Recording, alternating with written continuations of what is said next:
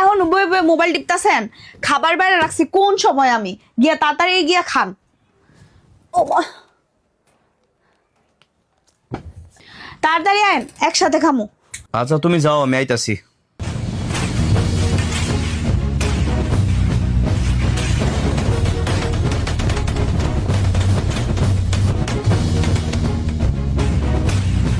যখন ভূকম্প শুরু হবে আতঙ্কিত হবেন না। গভীর শ্বাস নিন এবং নিরাপদ জায়গায় সরে যান। সবচেয়ে নিরাপদ হল মজবুত টেবিল বা ডেস্কের নিচে আশ্রয় নেওয়া। এতে মাথা ও শরীরকে পড়ে যাওয়া জিনিস থেকে রক্ষা করা যায়। যদি টেবিল না থাকে, দেয়ালের পাশে ডাক কাভার অ্যান্ড হোল্ড অবস্থানে থাকুন। মাথা ঢেকে 2 হাত দিয়ে ধরে রাখুন।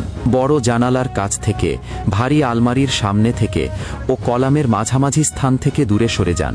বাথরুম, কিলামের শেলফ বা ভঙ্গুর কাচের কাছে দাঁড়াবেন না।